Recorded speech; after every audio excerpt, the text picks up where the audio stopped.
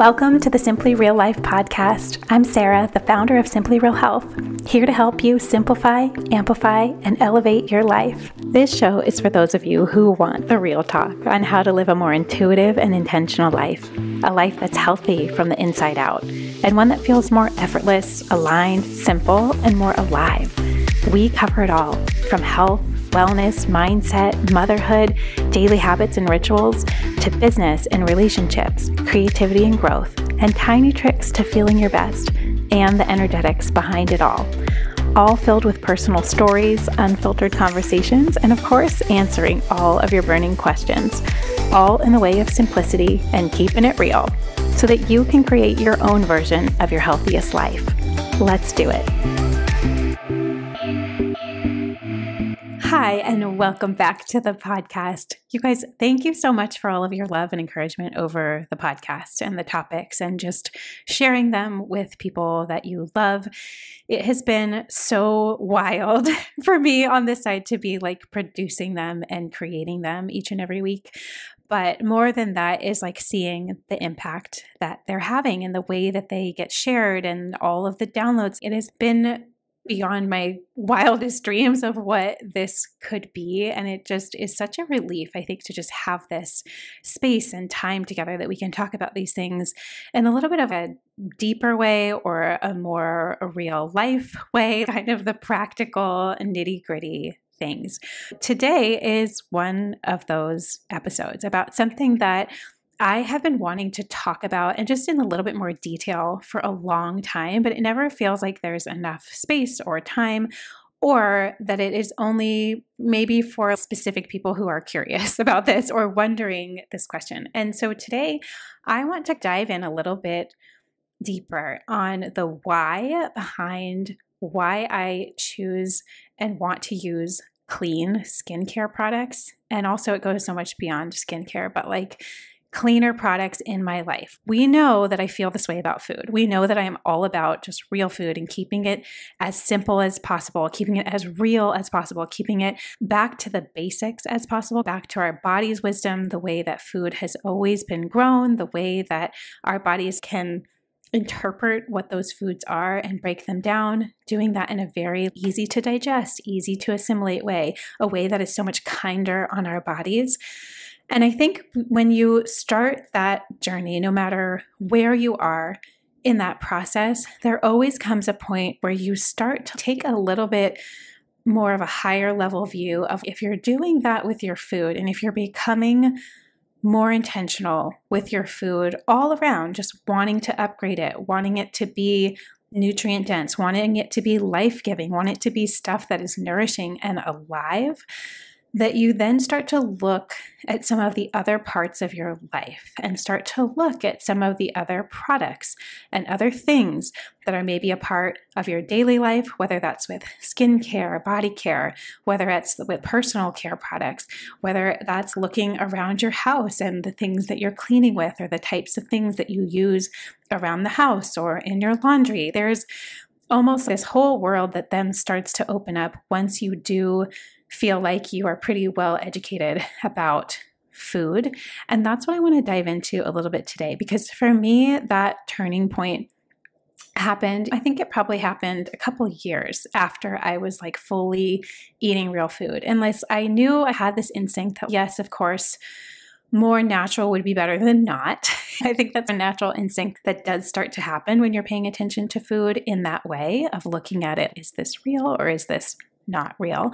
But I would also say it took me a couple years to actually get to the point of starting to look at some of these other things in my life and really think about what am I using and why? And are there maybe some different alternatives or other things that I can do in this area of my life? Because I also want to be living in a way that feels good to me and living in a way that is aligned with my values and what I am wanting to get and how I'm wanting to feel and how I want to take care of my body. So for me, I had this light bulb moment when I was in college, and I remember sitting in this presentation, and it was, I think, in one of my science classes, I want to say, and there was this speaker that came in and they were talking about fragrances and chemicals that are added to our everyday items. And they had been doing this study that had been over the course of the last couple years, and it was mind-blowing research back then. This was completely unheard of, to take things that were a part of everybody's normal daily life, the brands that we all grew up with and knew, and they were starting to actually examine the impact on cellular health.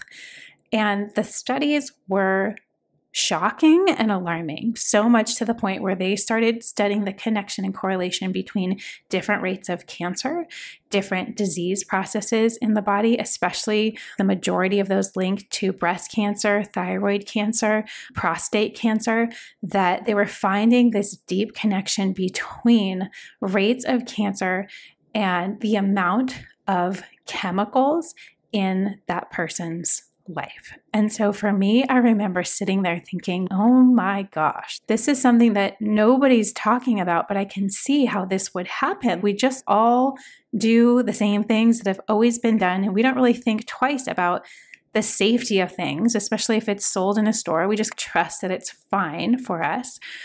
But in this study, it started to open my eyes a little bit to what is actually in those things. I have no idea. I've never looked. I look at my food labels, but I've never really looked at something like the label on my soap or on my shampoo, or starting to think about these things. And here's the turning point for me, was this fact that they said, your skin is actually the biggest organ in your body. It is a living, breathing organ. Anything that you put on your skin gets absorbed into your bloodstream. And we know that once things get into our bloodstream, it gets circulated all over our bodies.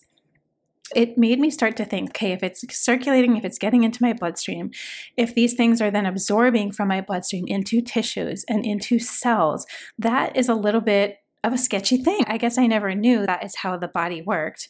It makes sense that is how the body works, because our skin is there to protect us from pathogens and germs. It's to keep the outside world out and separate from the inside world. But the thought of whatever I'm putting on my skin, or that's sitting on top of my skin all day long, including what I'm washing my clothes in, all of a sudden this light bulb moment started to happen where, oh my gosh, I have no idea. And this is something I probably do want to pay attention to if I'm going through all of this effort and all of this intention with my food, but then I'm sabotaging it all by allowing a lot of different chemicals and fragrances and things that end up actually being endocrine disruptors. This was part of the study too, that a lot of the chemicals that are in daily products that we use really without thinking have this component where they are endocrine disruptors, meaning they are hormonal disruptors. These are parabens, fragrances, added chemicals. This is an entire industry of things that are man-made and created, but are not closely regulated at all. This was one of the first studies that had been done on the impacts to our biological body and the cells, and especially with our hormones. The minute that I learned that the chemicals and things in these products that I was using had a potential to be altering my own hormonal makeup, that it could be increasing some hormones and depleting others, that it could sneak into the body and doing that in a way that I wasn't even really aware, it made me all of a sudden get passionate about wanting to get educated about this and wanting to learn about this and feeling, why is this something that I'm just learning about now? And that was back when I was, 22 years old, and thinking through, like, this has never once been a thought in my mind, using all of the conventional detergents and whatever face wash was going to help me with my teenage acne. And there was just such a different way, I think, of operating than there is right now, which is where we as consumers want to be educated and we want to know these things and not just be blindly going through the motions. For me, that was this pivotal moment where I started to connect a lot of dots that had been a little bit confusing before or murky. And the more I started learning and researching, there's a ton of information out there. There are tons of scientific studies. There are so many things that have these crazy linkages between the amount of chemical load that we take in every single day, whether that's through what we're breathing, whether it's through what we're eating, whether it's through our skin itself and the products that we're putting on it or sitting on top of our skin all day long. the daily things that we surround ourselves with in our environment has such a huge impact on our cellular health and especially our hormonal health.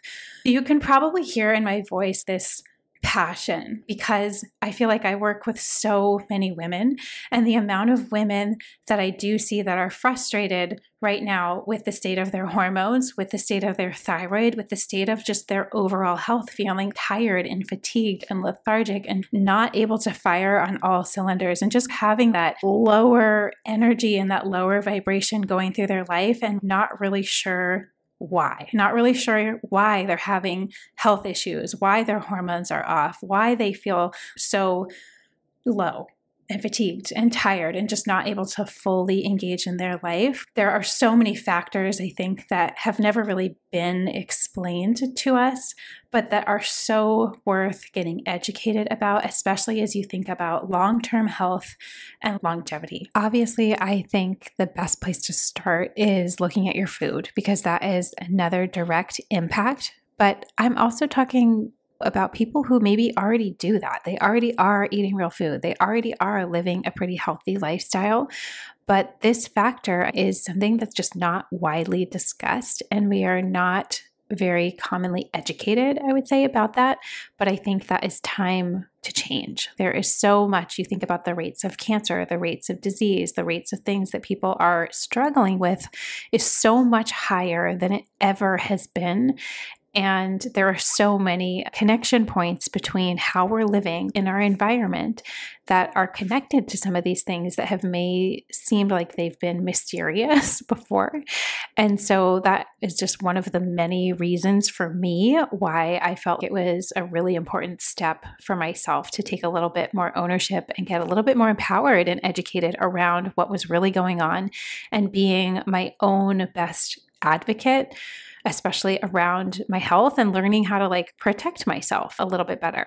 When I found this out, I had this immediate instinct of, oh, hell no. I am not allowing that in my body. I do not need any other things messing up my system or my hormones or anything else than it would already typically be. Just there's an element of this where we live in modern day. There is no way to actually escape all of the chemicals or all of the toxins in our life. That's just not realistic.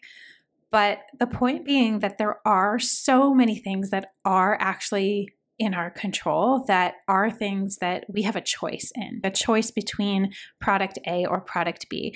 And I think the really cool thing here is that when you start to look at some of these products and get educated about what is a better option or a cleaner option or a more simple option or a less fragrance option or a less chemicalized option that can do the same thing, oftentimes we think that, oh, it must be so much more expensive, but that's not actually the case. This can be a very easy case of a simple swap from one brand to another, and it doesn't have to be that much of a transition or that much of a heartache. That's not true with every category, and we're going to talk about that today. Some of the categories that might feel a little bit trickier or harder to find a fit that you love or have come to love and expect out of your products. But the good news here truly is that there are so many things in our daily lives that we can control, especially the things that we use in our house, like cleaning products and household products, personal care products, makeup products. Yes, when you're out, when you're traveling, when you're staying at a hotel, when you're in an Airbnb, can you control all of those things? No, but it's not to scare you. This is not to make you feel like you have to become all of a sudden super extreme, but this is just about doing what you can, where you can, to minimize your overall toxic load. There's no such thing as being perfect.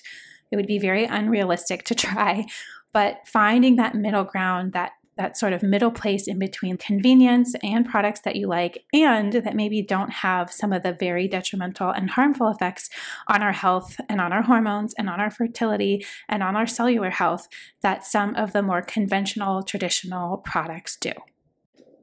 I know that for some of you, this may be the first time that you are thinking about this or hearing about this or considering it, or maybe it has been something that you've been slightly aware of, but maybe wanting to take another step towards. I really feel like this is one of those areas where it's not all or nothing, where you can start to take and replace some of the products that you use as they run out before you buy the next thing automatically, restocking exactly the same brand, that it could be a great chance and opportunity to look around, look what is actually in that product, start to get educated, download an app like Environmental Working Group where you can look up personal care products and they give a ranking in terms of toxicity and danger to your body on a scale. There are different resources out there, but today I thought it might be helpful to share some of the places that I myself started when I went down this journey, and just knowing too that it took a little bit of time. It takes a little bit of time to find the right fit or for exactly what you're looking for, especially with things that are a little bit more personalized, like makeup, let's say, or skincare.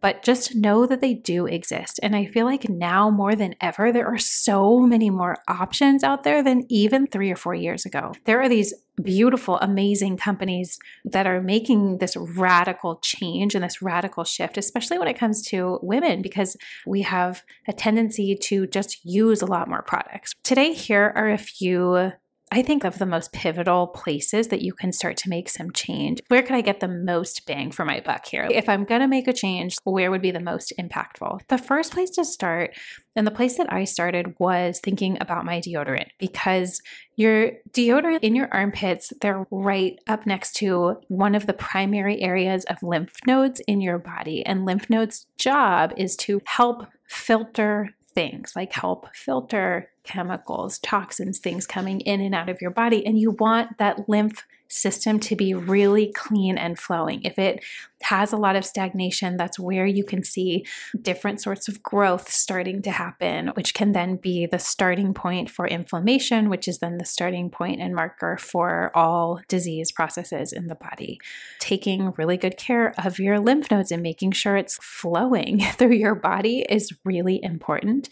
And so the products that you put on and near your armpits, not only do they get absorbed into your skin, but because they are so close to so many of your lymph nodes, it would make a huge impact if you could clean up that product first.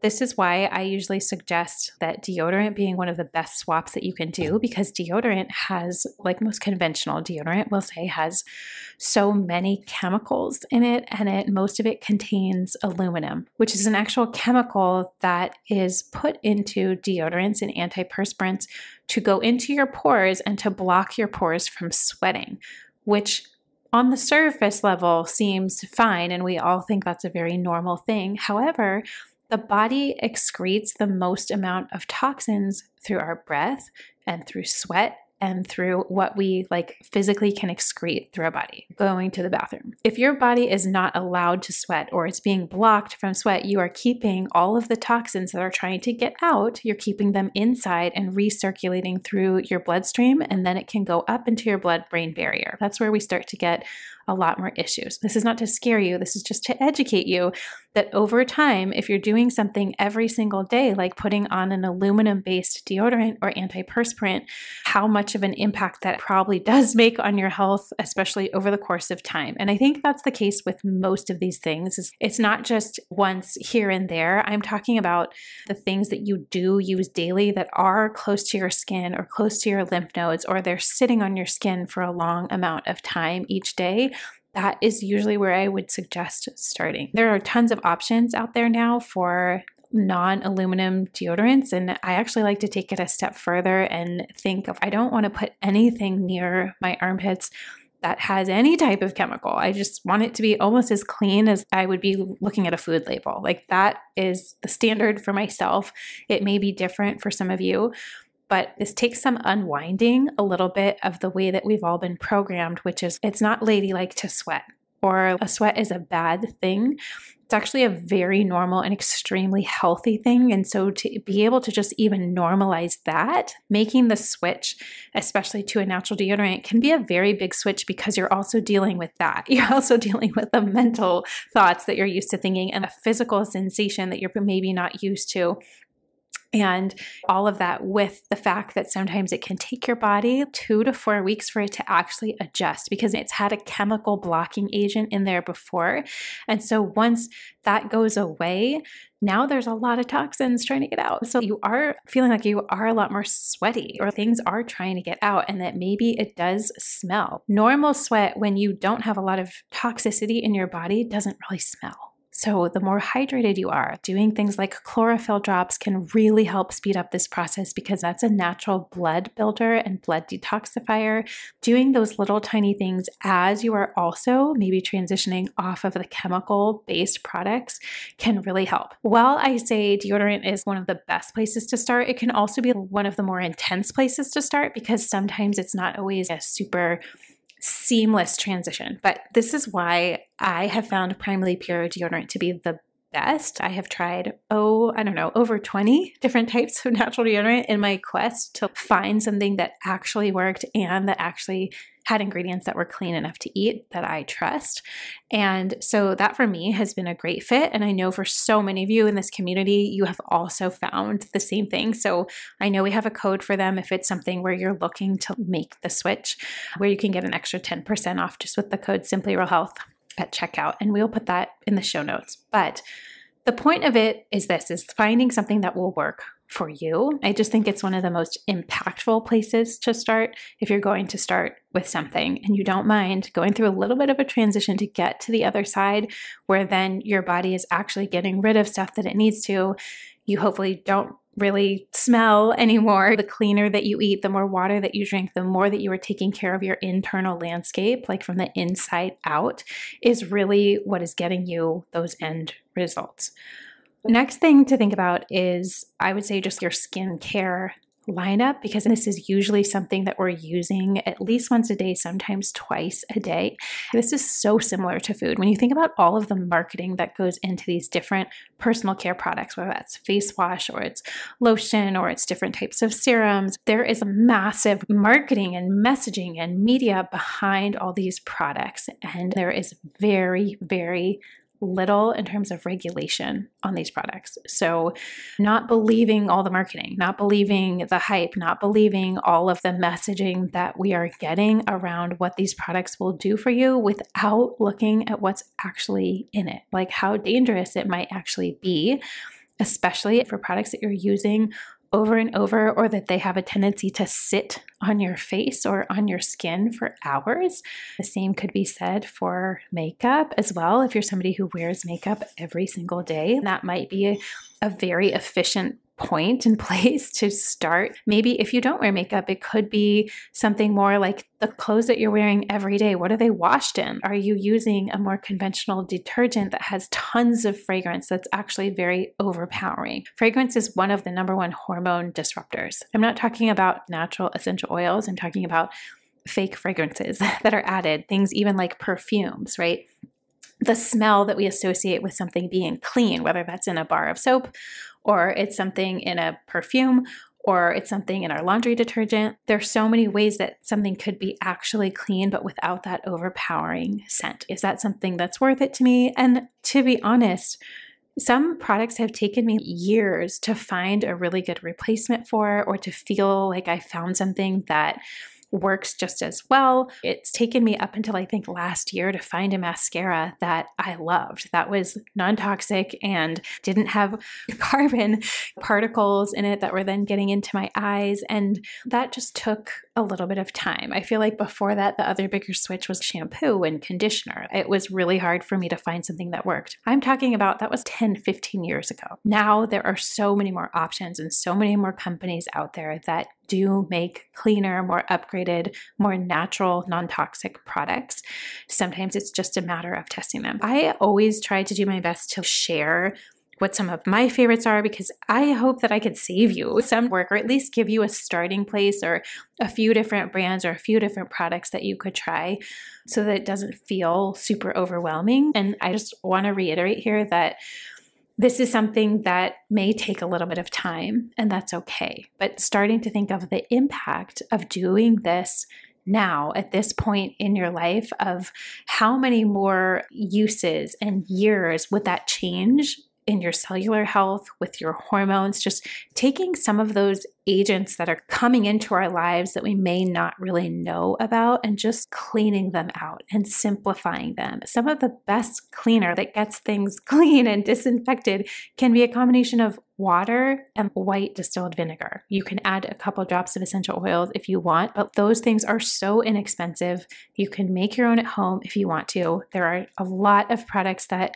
have that as the basis of a more natural cleaning product. But just starting to think for you, what are the things in your life that you use daily? And look those things up, and maybe ask friends if they have things that they love or brands that they love. And I am always more than happy to share the things that I have found, because this has been like a really long journey of decades at this point, and there are always new ones coming out as well. I just want to encourage you that it does not have to be this extreme thing or overnight thing, but just starting to replace things once they do run out, and trying to find an option that feels like a great fit to you, but without some of the downsides and maybe some of the more scary, impactful things that could happen over time to our bodies. We just want to be the best protectors of our bodies that we can, whether that comes with food, whether that comes with our energy or boundaries that we need to set, or how we are with other people. We have to become our own protectors in all senses of the word, physically and mentally and emotionally and energetically. There are so many things that are always vying for our attention, or that we fall into these patterns without really thinking through what the impact might be or the long-term effects might be. And so just taking an extra second to go through some things in your life, in your cabinets, and taking a closer look, and then starting to think, where would be an easy place for me to start? I am more than happy to answer anything and share anything that I have found along the way. I hope this helps, and I hope you guys have a great rest of your week. If you enjoyed this episode and want more like it, make sure you're subscribed to the Simply Real Life podcast wherever you listen to podcasts, and maybe share it with a friend or two. That would mean the world.